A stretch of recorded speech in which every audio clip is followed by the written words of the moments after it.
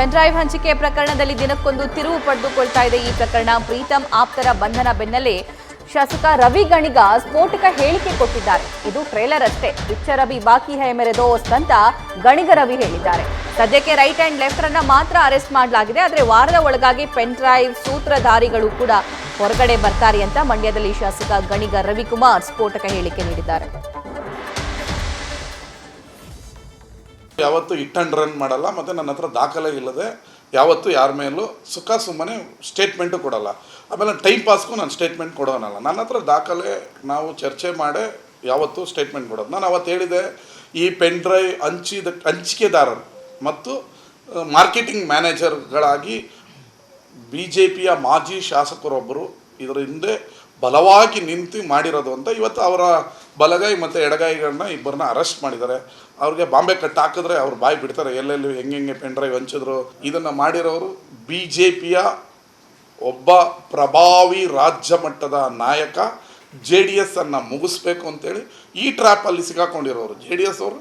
ಅದನ್ನು ಹಂಚಿಕೆದಾರರು ಹಾಸನದ ಮಾಜಿ ಶಾಸಕ. ಈ ಬಗ್ಗೆ ಮತ್ತಷ್ಟು ಲೈವ್ ಡೀಟೇಲ್ಸ್ ನಮ್ಮ ಮಂಡ್ಯ ಪ್ರತಿನಿಧಿ ನಂದೀಶ್ ನೀಡ್ತಾರೆ. ನಂದೀಶ್, ಶಾಸಕರು ಹೇಳ್ತಾ ಇದ್ರು ನಾನು ಎವಿಡೆನ್ಸ್ ಇಲ್ಲದೆ ಏನೂ ಮಾತಾಡಲ್ಲ ಸುಮ್ಮನೆ ಅಂತ ಅಂದು. ಹಾಗಾದ್ರೆ ಏನು ಎವಿಡೆನ್ಸ್ ಇದೆ ಇವ್ರ ಹತ್ರ?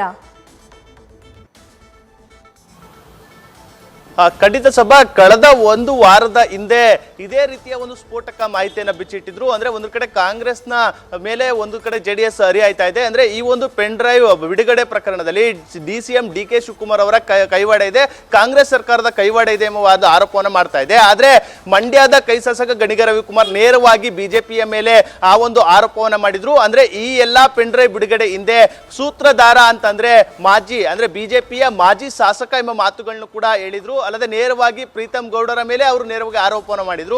ಅವರ ಒಂದು ಹೇಳಿಕೆಯ ಬೆನ್ನೆಯಲ್ಲೇ ಕಳೆದ 2 ದಿನಗಳ ಹಿಂದೆ ಅಷ್ಟೇ ಪ್ರೀತಂ ಗೌಡರ ಇಬ್ಬರು ಬೆಂಬಲಿಗರನ್ನ ಈಗಾಗಲೇ ವಶಕ್ಕೆ ಪಡೆದು ವಿಚಾರಣೆಯನ್ನು ನಡೆಸ್ತಾ ಇರುವಂತದ್ದು. ಅಂದ್ರೆ ಬಿಡುಗಡೆ ಹಿಂದೆ ಅವರು ಕೂಡ ಕೈವಾಡ ಇದೆ ಅಂತ. ಇದೀಗ ಮತ್ತೊಂದು ಸ್ಫೋಟಕ, ಹೊಸ ಬಾಂಬನ್ನ ಗಣಿಗ ರವಿಕುಮಾರ್ ಅವರು ಹೇಳಿರುವಂತದ್ದು. ನಾನು ದಾಖಲೆ ಇಲ್ಲದೆ ಮಾತನಾಡಲ್ಲ, ನಾನು SITಗೆ ಆ ಕುರಿತು ಮಾಹಿತಿಯನ್ನು ಕೂಡ ಕೊಡ್ತೇನೆ. ಈ ಒಂದು ಪ್ರಕರಣದಲ್ಲಿ ಏನು ಮಾಜಿ ಶಾಸಕ ಪ್ರೀತಂ ಗೌಡರು ಕೂಡ ಅರೆಸ್ಟ್ ಆಗಬಹುದು ಎಂಬ ನಿಟ್ಟಿನಲ್ಲಿ ಒಂದು ಹೇಳಿಕೆಯನ್ನು ಕೊಟ್ಟಿರುವಂತದ್ದು. ಅಂದ್ರೆ ಎಲ್ಲೋ ಒಂದು ಕಡೆ ಈ ಒಂದು ಎಲ್ಲಾ ಮುನ್ಸೂಚನೆಯೂ ಕೂಡ ಗಣಿಗ ರವಿಕುಮಾರ್ ಅವರಿಗೆ ಲಭಿಸಿದೆ ಎಂಬ ಮಾಹಿತಿಗಳು ಕೂಡ ಲಭ್ಯ ಆಗಿರುವಂತದ್ದು. ಅಲ್ಲದೆ ಇನ್ನೊಂದು ಆರೋಪವನ್ನು ಮಾಡಿರುವಂತದ್ದು, ಏನು ಈ ಒಂದು ಹಳೆ ಮೈಸೂರು ಭಾಗದಲ್ಲಿ ಒಕ್ಕಲಿಗ ಸಮುದಾಯ JDS ಕೈ ಹಿಡಿದಿದೆ. ಆ ಒಂದು ಮತ ಬ್ಯಾಂಕ್ ಆಗಿ ಇದೀಗ BJP ತನ್ನ ಜೊತೆ JDS ಅನ್ನ ಸೇರಿಸಿಕೊಂಡು ಆ ಒಂದು JDS ಪಕ್ಷವನ್ನ ಮುಗಿಸುವ ಹುನ್ನಾರವನ್ನ ಮಾಡ್ತಾ ಇದೆ ಎಂಬ ಒಂದು ಆರೋಪವನ್ನು ಮಾಡ್ತಾ ಇರುವಂತದ್ದು. ಅಲ್ಲದೆ ಇನ್ನ ಒಂದೇ ವಾರದಲ್ಲಿ ಆ ಸೂತ್ರಧಾರರು ಮತ್ತೆ ಪಾತ್ರಧಾರರು ಎಲ್ಲರೂ ಕೂಡ ಅರೆಸ್ಟ್ ಆಗ್ತಾರೆ ಎಂಬ ಒಂದು ಮಾಹಿತಿಯನ್ನು ಕೂಡ ಬಿಚ್ಚಿಟ್ಟಿರುವಂತದ್ದು. ಈ ಒಂದು ಹೇಳಿಕೆ ಬಹಳಷ್ಟು ಮಹತ್ವವನ್ನ ಪಡೆದಿದೆ ಅಂತ ಹೇಳ್ಬೋದು ಸಭಾ. Thank you Nandish.